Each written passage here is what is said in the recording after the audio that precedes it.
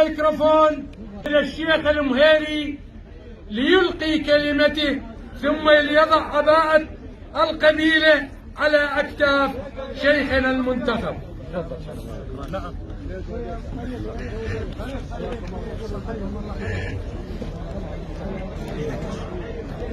بسم الله الرحمن الرحيم. كل نفس ذائقة الموت وإنما توفون أجوركم يوم القيامة، فمن زحزح عن النار وأدخل الجنة فقد فاز، وما الحياة الدنيا إلا متاع الغرور. صدق الله العظيم. إن اليوم لا نرثي رجلا عاديا أو شخصا عابرا، بل نرثي شيخا توارى ذكره بين الأنام وهل يفيد بياني، خالد ولن يجود الزمان بمثله، شهما شريفا طيفه أشجاني. عندما يرحل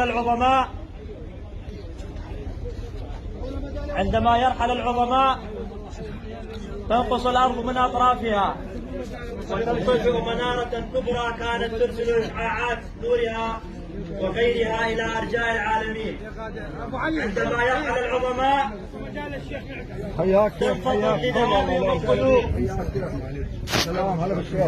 هلا البنيان. تنفطر لذهابهم القلوب لأنهم حماة الأمة وركنها الركين، وهم صمام أمان مبادئ الأمة وكل القيم. رحم الله العم أبو وسام وجعل مأواه الجنة. كان شيخا وقورا آمرا بالمعروف ناهيا عن المنكر، داعيا للخير محبا للأصلاح. وقد صدق من قال: سلف إذا مر الزمان بذكرهم وقف الزمان لهم مجلا مكبرا، كانت الدنيا عروسا بهم فهي تكاد اليوم تكون الأرملة. خسارتنا به كبيرة لكن لا اعتراض على حكم الله. أيضا نبارك اليوم اختيار الشيخ عبد الرزاق خلفا لعمنا أبو وسام الله يرحمه، ونحن أول الداعمين والمساندين له، ونقف معه، لأن هذا الربعة وهذا الديوان ديوان الحظ وديوان البخت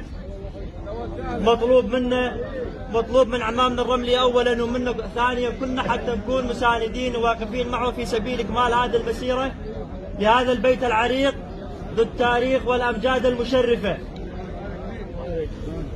أيضا من خلال هذا الجمع الكريم ندعو لترك كل الخلافات، لأن ما جنينا منها إلا الدمار والضياع والتشرد،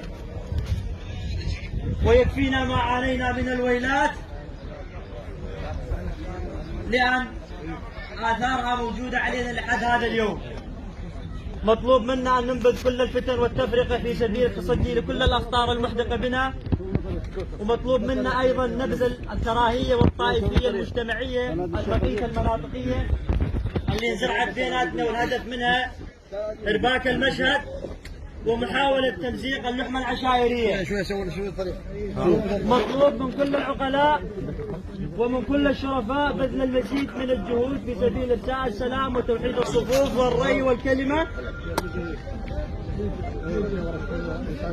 حتى نستطيع بناء مجتمع واعي. وما نيل المطالب بالتمني ولكن تؤخذ الدنيا غلابا، وما استعصى على قوم منال إذا الإقدام كان لهم ركابا. لأن الحياة إرادة ولا يثبت بها إلا القوي، فمطلوب منا جميعا أن نكون قوياء في وجه كل الشدائد، كما قال أبو القاسم الشابي: ومن لم يعانقه شوق الحياة تبخر في جوها واندثر، ومن يتهيب صعود الجبال يعيش أبد الدهر بين الحفر. وإن التاريخ لا يصنع الرجال، بل الرجال هي من تصنع التاريخ.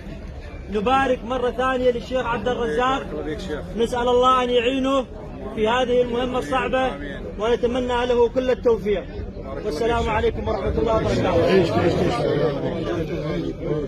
شكر الله للشيخ المهيري كلمته هذه والتي حث فيها على وجمع الكلمة. هذه عباة المهيري مع هذا بارك الله فيك. هذه عباة المهيري بارك الله فيك. الشيخ المهيري الآن والنعم منك شيخ بارك الله فيك. يلبس الشيخ عبد الرزاق عباة الحظ وعباة البخت وعباة العشيرة. إن شاء الله خير خلف لخير سلف. وإذا راح منا سيد جاء آخر فأول بما قال الكرام فعولوا. نطلب من الواقفين والقامات والسادات أن يسلموا على الشيخ عبد الرزاق ويباركوا له حتى نكمل وإياكم فقرات هذا البرنامج.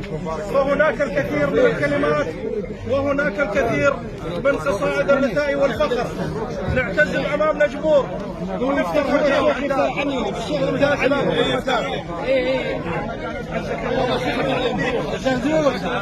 يستر عليهم الشيخ بن جواد. أيضا بعد أن يسلم الشيخ عبد الرزاق من الشيخ عبد الرزاق يسلم على الحاضرين هنا وكذلك أيضا وأن يسلم على الحضور. فهناك الكثير من السادات وهناك الكثير من القامات التي تحتج بها حتى يسلم على الشيخ حتى يسلم الشيخ